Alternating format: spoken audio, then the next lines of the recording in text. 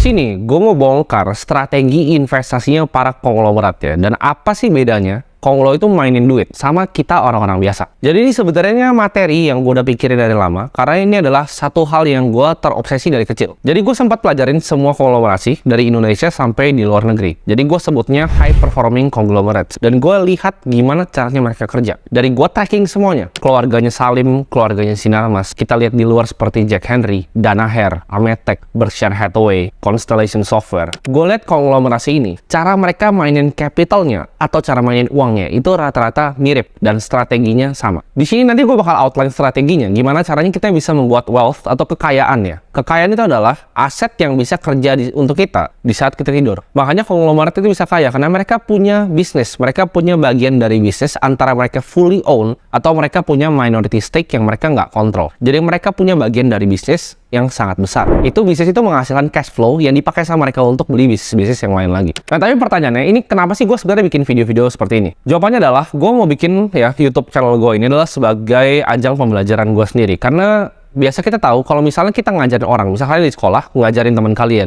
tentang materi, kalian akan jadi lebih pintar. Jadi gue pengen YouTube channel gue yang kalian lihat ini, itu adalah sebagai diary gue personal. Dimana gue lihat, oh Timothy itu waktu umur 22 tahun waktu itu, sekarang ya, mikirnya tuh masih segini. Nanti gue pengen lihat 2 tahun lagi, oh gue bakal ngeliat, oh dia waktu itu masih belum berkembang nih gitu. Jadi gue mau ngukur sebenarnya knowledge gue pribadi di dunia capital market, di dunia keuangan, dan di dunia bisnis. Jadi sejauh mana gue akan taruh semuanya di sini. Dan kalian lihat video ini gue nggak punya kewajiban ya untuk ngajarin kalian apapun. Di sini gue gue cuma pengen sharing karena gue punya keresahan yang sangat mendalam terhadap sistem edukasi sekolah. Gue rasa hal-hal kayak ini tuh nggak pernah diajarin di sekolah karena gurunya juga nggak ngerti, dosen-dosennya juga nggak ngerti. Kita diajarin pelajaran-pelajaran yang nggak ada gunanya. Jadi itu kenapa kalau gue punya satu misi di dunia, gue pengen rusakin edukasi sistem di Indonesia. Jadi di sini ya, gue tuh kan gue bilang tadi dari kecil gue terobsesi untuk melihat namanya capital structure. Jadi cara uang bekerja itu gimana?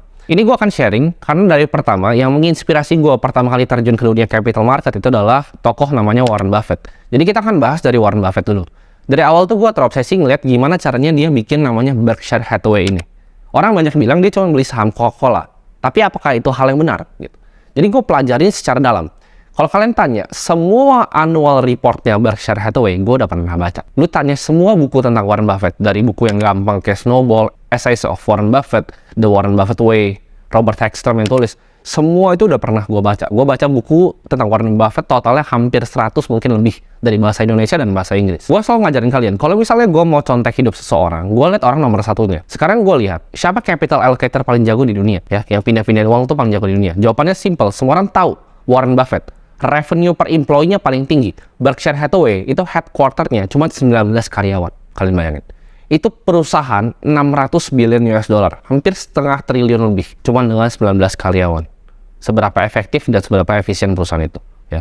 Kantornya nggak gede, cuma di Omaha aja. Jadi ini edukasi-edukasi yang gue sampein di sini, itu lu nggak bahkan ketemu di tempat lain, karena ini semua dari otak gue sendiri, ya. Jadi gue tuh punya notes, jadi gue ada buku di sini, kalian lihat. Ini buku tuh isinya, jadi setiap kali gue belajar, gue biasa tulis apa yang gue tahu di sini. Jadi ini notes, udah gue bikin lama ya, ini notes dari tahun berapa ya, 2016 kayaknya. Tapi gue cuma tulis yang super penting, dan ini ya gue bakal bahas di sini, itu hampir semua yang gue tulis di buku itu. Jadi ini pelajaran gue pribadi selama 8 tahun terakhir. Kalau kalian lihat ya, capital structure kita lihat yang mirip-mirip perusahaannya bahkan di Indonesia. Di Indonesia itu ada perusahaannya Pak Sandiaga Uno dan Edwin Surajaya. Kebetulan gue udah pernah ketemu dengan beliau. Jadi gue lumayan tahu cara kerjanya gimana. Saratoga itu kita lihat mirip banget sebenarnya dengan Berkshire Hathaway. Jadi sebenarnya Saratoga itu nyontek. Jadi kalau kalian lihat banyak konglomerasi di dunia, bahkan selevel Constellation Software-nya Mark Leonard, itu beliau, itu nyontek Warren Buffett punya Berkshire Hathaway. Jadi kalau mau nyontek seseorang, gue biasa cari yang nomor satu kalau gue mau nyontek orangnya. Ya, gue selalu ngeliat cara dia main tuh kayak gimana. Nah, gue kan selama ini dalam misi untuk mencari apa ibaratnya vehicle yang bisa ngasih gue paling banyak uang. Jadi gue waktu itu cari dan gue nemuin yang namanya hedge fund. Jadi kita kelola uang orang bisa titip uang di kita kelola bagi management fee 2-20%. Bisa di structure di Singapura atau di structure di Cayman Island. Nah, fund ini kan ada banyak strateginya, ada market neutral, ada misalnya fund yang leverage buyout kayak private equity, ada fund venture capital yang kita masuk di misalnya pre-series A, terus masuk series A lagi top up, kita jadi lead investor. Jadi itu ada macam-macam ya. Jadi kita bisa antara jadi hedge fund yang kita main di public market, kita juga bisa main jadi bond trader, kita bisa main di private equity, ataupun di venture capital. Nah, itu gue pikir cara paling cepat untuk jadi kaya. Sampai gue waktu itu ada di salah satu acara venture capital. Ini kebetulan banget, gue datang waktu itu, disuruh datang pagi-pagi, gue datang. Di situ ada salah satu pembicara dari Singapura. Dia adalah managing partner dari salah satu private equity firm paling besar di Singapura. Dan dia bilang kayak gini, karena waktu itu sempat akhirnya gue dapat makan siang bareng sama beliau. Beliau ngomong hal ini ke gue yang benar-benar ubah cara mikir gue. Waktu itu cita-cita gue adalah gue pengen punya fund sendiri, ya. Jadi gue mau kumpulin uang sendiri, gue pakai uang gue sendiri, gue bikin fund sendiri. Tapi setelah gue ngobrol sama beliau bilang adalah semua ya, misalnya fund itu kan ada dua structure-nya, general partner, GP sama LP. Semua GP ini ya, yang ngurus uangnya LP, lu mau ngomong Pershing Square, kayak lu mau ngomong Bill Ackman dan lain-lain, itu semua mereka adalah babu dari LP-nya. Artinya apa? Fund itu adalah istilah keren untuk kita ngelola uang orang. Karena dengan structure 220 yang paling diuntungkan adalah LP ini. Jadi dia punya buku, kalau gua nggak salah namanya Map of Money. Jadi dia nge-tracking ya, dia nge-tracking antara uang-uang LP ini. LP paling besar tuh siapa aja? Ya, jawabannya Sovereign Wealth Fund ya. Itu misalnya itu dana uangnya dari negara. Contohnya misalnya Temasek atau GIC Singapura. Indonesia tuh punya Indonesia Investment Authority, SYF Indonesia. Dan kita bisa lihat ada endowment seperti kampus ya, ada Harvard, Yale. Nah, di situ gue belajar banyak tuh tentang cara kelola uang dari endowment. Gue selama ini kira kampus itu investasinya itu lebih kayak santai ya. Tapi kampus itu sangat-sangat agresif. Kalau kita pelajarin Yale model ya, Yale punya endowment fund, itu sangat-sangat agresif. Bahkan Harvard pun agresif. Harvard tuh tahun lalu, kalau gue nggak salah, returnnya 20-30% per tahun. Mirip-mirip sama Warren Buffett. Dia invest banyak di absolute return fund, di private equity fund, dan juga di venture capital. Cash-nya sama bonds-nya sangat-sangat amat sedikit. Nah, ini gue akan kasih tahu kalian kenapa obligasi atau investasi yang aman itu adalah justru investasi terburuk yang nggak pernah dilakukan sama konglomerasi manapun. Konglomerasi never buy bonds. Nggak pernah beli obligasi ataupun surat hutang. Nah, nanti gue breakdown ya punya Warren Buffett, strukturnya kenapa dia nggak akan pernah beli bonds. Nah, sekarang tapi pertanyaannya apa hubungannya antara LP ini sama konglomerasi? Nah, ini yang gue lihat ya. Kenapa kita lihat misalnya perusahaan asuransi ya. Ini ada mainly asuransi, perusahaan seperti universitas. Ya, universitas kita orang bilangnya bukan perusahaan, tapi for the sake of this video, let's say universitas adalah sebuah perusahaan ya. Kenapa mereka itu bisa invest sangat agresif? Jadi kalau kalian tahu ya, salah satu fund-fund awal di Indonesia venture capital itu namanya Sistek. Kenapa gue tahu? Karena itu yang punya adalah Niko Wijaya, beliau adalah salah satu mentor gue juga. Sistek ini adalah uangnya, salah satunya adalah dari endowment fund. Jadi kalau kampus itu kan, mereka kan dapat free cash flow dari tuisi muridnya. Nah, perbedaan antara hedge fund sama endowment fundnya kampus, mereka punya holy grail dalam sebuah investasi. Jadi dalam investasi ada yang namanya holy grail ya. Itu ibaratnya itu kayak cangkir emasnya gitu. Cangkir emasnya dalam investasi adalah permanent capital. Ini yang gue pelajari. Ini kenapa kalian perhatiin Saratoga itu IPO. Ini kenapa Berkshire Hathaway itu adalah perusahaan TBK. Karena mereka dapat akses ke uang yang nggak pernah balik lagi. Contohnya, kampus ya. Kampus lu bayar tuisi, uangnya nggak pernah balik lagi. Ini kuncinya. Lu mau jadi kaya, lu harus ngerti tentang permanent capital vehicle ini. Sedangkan kalau lu punya fund, lu bisa bikin fund satu ya, lu mau raising 10 juta dolar. Uang itu udah maturity date-nya. Nanti dalam 4 tahun, dalam 6 tahun, LP lu akan minta uangnya kembali. Kalian perhatiin. Sedangkan di asuransi, lu bayar asuransi ini, uangnya itu nggak pernah kembali. Yang dilakukan adalah cuman aktuaria di dalam. Dia cuman hitung risk ya. Itu cuman pure matematika. Asuransi adalah bisnis matematika. Dimana kalian kasih uang, dia hitung resikonya, uangnya dibalikinnya kapan. Tapi intinya ya, premiumnya itu nggak pernah balik. Dan kalau kalian lihat misalnya di saham-saham Indonesia, Bank BRI segala macam, shareholder paling besar itu siapa? Ya pasti paling besar SYF lah. SYF ya, Indonesia Investment Authority. Kita lihat ada government-nya Singapura. Kita lihat lagi, yang besar itu apa? Prudential. Kita lihat yang besar lagi apa? AXA. Lu lihat Bank Mandiri dan lain-lain, itu ada Allianz, AXA, Prudential selalu. Kenapa? Karena uangnya kalian pakai untuk bayar premi, sama mereka dipakai untuk beli equity. Ya. Jadi itu adalah permanent capital vehicle. Berkshire Hathaway bisa besar, itu bukan karena dia invest saham doang. Tapi Berkshire itu ada dua strateginya. Strategi pertama adalah dia beli semuanya bisnisnya. Contohnya seperti Geico, yang pertama dibeli adalah perusahaan asuransi. Karena tadi uangnya dikasih dan nggak pernah balik. Jadi konglomerasi itu caranya gitu. Cari yang bisa ngasih kalian permanent capital. Jadi ini adalah yang dilakukan sama Warren Buffett di Berkshire Hathaway. Strategi dia dua. Ya, akuisisi perusahaan yang TBK, tapi minoritas seperti Apple, terus nggak pernah disentuh. Atau dia masuk ke dalam manajemennya seperti Geico. Jadi Berkshire-nya adalah kumpulan dari perusahaan-perusahaan seperti ini. Kalau kita lihat holdingnya semua, Berkshire Hathaway Energy, ya Berkshire Hathaway yang lain-lainnya, itu totalnya, ya kan? Kalau kalian lihat S&P 500, itu perusahaan-perusahaan di Berkshire aja yang nggak TBK, itu earnings-nya lebih besar dibanding 200 perusahaan-perusahaan di S&P. Ya, jadi mereka punya earnings power yang gila. Kuncinya adalah ambil bisnis yang cash flow. Mereka nggak pernah punya mindset untuk nge-flip bisnisnya. Jadi bisnisnya itu nggak pernah dijual. Sedangkan kalau fund venture capital, misalnya gue punya fund venture capital, gue akan mikir gimana caranya gue exit selanjutnya. Gue mau buang sampahnya ke siapa nih? Dari series C ke series D gue mau buang ke siapa? Atau nggak misalnya, aduh udah jelek nih, ya.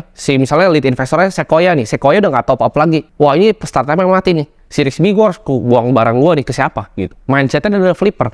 Ya, berapa X nih? Oh 10X, 5X. Sedangkan kalau Warren Buffett dan konglomerasi yang lebih besar lainnya, that's not how they play the game. Mereka beli perusahaan untuk nggak pernah dijual. Bahkan lu lihat equity fund yang long kayak Fund Smith-nya Terry Smith, itu dia nggak pernah jual saham. Jadi dia beli perusahaan itu benar-benar untuk di hold forever. Nanti gue akan jelasin kenapa. Ya, kenapa Warren Buffett itu nggak pernah jual American Express dan kenapa Warren Buffett nggak pernah jual Coca-Cola. Inti menjadi konglomerasi itu punya permanent capital vehicle yang ngasih kita cash flow, yang uangnya kita pakai untuk bisnis yang bisa cash flow lagi. Nah dari cash flow bisnis ini kita pakai buat beli bisnis lagi, itu konglomerasi. Jadi cara mainnya gitu. Mereka nggak ada yang nge-flip langsung main jual, beli ini jual, enggak. Ya. Contoh, kita mau lihat gimana caranya bikin uang paling banyak di Indonesia. Pertanyaan gue simpel, siapa konglomerat paling kaya di Indonesia? Mungkin ada yang bilang yang baru naik kan tuh yang dari sahamnya Bayan Resort, ada yang bilang juga Hartono keluarga ya kan dari BCA. Tapi kita semua tahu, kalau kan ngomong sama pengusaha, semua orang tahu who's the real boss di Indonesia. Jawabannya adalah grupnya Salim. Semua ini banyak kan tuh dipegang sama grupnya Salim. Dia punya semua di lini bisnis Indonesia ya. Lo mau ngomong sampai media kayak MTech pun dia ada campur tangannya. Mau tambang sampai bumi itu dia punya campur tangannya. Nah, kita lihat tahun krisis 98. Salim tuh punya dua perusahaan paling besar, yaitu Bank BCA yang akhirnya dilepas ke Hartono dan Indofood. Ini kan sebenarnya pilihan tuh. Ya, kalau kalian benar-benar tracking secara dalam, ini pilihan. Antara dia mau buang yang mana waktu itu. Karena dia cuma bisa selamatin satu. Yang diselamatin yang mana? Apakah BCA? Yang diselamatin itu Indofood. Kenapa? Kalian perhatiin, orang kaya di Indonesia banyak kan cuma dari dua, media sama retail. Jadi, kenapa dia selamatin Indofood? Karena Indofood waktu itu lebih cash cow. Jadi, apakah tapi kekayaan Salim itu holdingnya adalah di Indomie? Bukan. Indomie itu adalah cash cow dia, Indofood. Ya. Indofood adalah cash cow-nya. Tapi real company-nya, kenapa nggak bisa divaluasi di Indonesia? Karena holdingnya nggak di Indonesia. Jawabannya holdingnya di Hong Kong. Kalian lihat, kalau kalian mau dapat gambaran seberapa uangnya Salim besarnya, kalian cari di Google, coba tentang First Pacific. Itu adalah holdingnya grupnya Salim. Lo kan lihat, investasi itu nggak cuma di Indonesia. Ada di Thailand, di Vietnam, di Southeast Asia banyak banget, bahkan sampai di Hong Kong. Jadi mereka bikin holding company kayak Berkshire Hathaway dan di IPO-in di Hong Kong. Untuk dapat apa? Karena kalau lo IPO perusahaan, lo dapat dana segar dari publik. Ya. Dengan lu punya perusahaan IPO, gampang. Lu mau nyari duit, lu bisa right issue. Lu mau nyari duit, lu bisa private placement. Itu uang yang dipakai permanent capital untuk akuisisi bisnis lagi, yang ngasilin cash flow lagi untuk akuisisi bisnis lebih banyak lagi. Jadi ini kayak snowball, tambah lama tambah besar. Itu adalah compounding vehicle yang asli, yaitu beli bisnis untuk nggak pernah dijual. Ini gua akan contohnya, konglomerasi yang nggak sebesar Berkshire, tapi ini mungkin sahamnya menarik. Kalau kalian banyak investor saham US, kalian harus tahu tentang saham yang tikernya CSU, namanya Constellation Software. Jadi ini perusahaannya, ini kayak Berkshire, tapi dia cuma beli vertical SaaS software. Vertical software itu maksudnya apa? Itu perusahaan yang niche di satu industri yang dipakai terus. Jadi dia beli ya perusahaan-perusahaan software ini. Jadi kan kalau perusahaan software itu kan biasa ada recurring revenue-nya. Jadi kalau software itu setiap bulan langganan berapa? Nah, Constellation Software ini kerjanya cuma beli perusahaannya, udah. Terus dia nggak pernah jual. Jadi dia beli perusahaannya dari orang yang bikin perusahaan software-nya, udah. Dia tetap jalanin kayak biasa aja gitu. Jadi dapat uang per bulan, recurring-nya atau per tahun, uangnya diambil lagi sama dia. Dia beli lebih banyak perusahaan software lagi. Dia sekarang punya 500. Lu bayangin 500 perusahaan software. Dia cuma pernah jual satu. Itu pun dia nyesel dibilang dijual. Kalau kalian baca annual report-nya, dibilang dia nyesel jual satu itu. Jadi perusahaan software ngasilin uang, dia pakai untuk beli lagi. Nah, kalian bisa aplikasi ini di industri yang berbagai macam. Jadi itu cara kita bisa jadi sebuah konglo. Kenapa pertanyaan konglomerat nggak ada yang pernah ibaratnya cuma ngeflip bisnis? Karena it's nothing money buat mereka. Mereka butuh uang yang panjang. Nanti gue akan kasih tahu ya, kekuatan dengan holding equity dalam jangka waktu yang panjang. Ini gue bakal bedahin annual report-nya Berkshire Hathaway yang tahun paling baru. Gue bakal tunjukin ke kalian, itu Warren Buffett yang ngomong sendiri strateginya. Jadi secret sauce-nya tuh dia yang bocorin sendiri. Dan ini dicontek sama semua orang ini. Gue percaya ya Saratoga Group itu pasti nyontek Berkshire Hathaway. Gue percaya Constellation Software pun itu nyontek Berkshire Hathaway. Sampai gue percaya First Pacific Salim pun nyontek Berkshire Hathaway.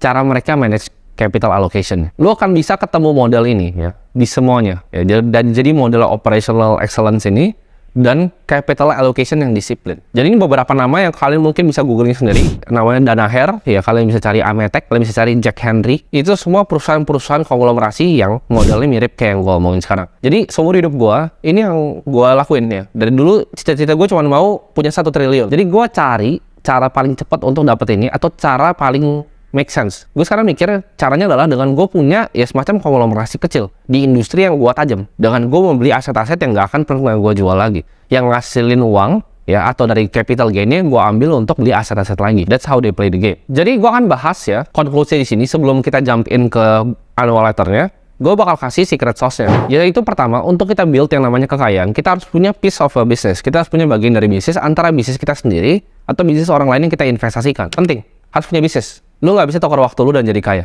Itu yang pertama. Kedua, never go for lousy investment. Jangan pernah beli deposito, jangan pernah beli obligasi. Jangan pernah beli surat hutang. Ya, don't go for lousy investment. Always masuk ke equity atau yang higher risk. Kenapa itu akan gue jelasin sebentar lagi. Dan 3 ya. Jadi kuncinya cuma 3.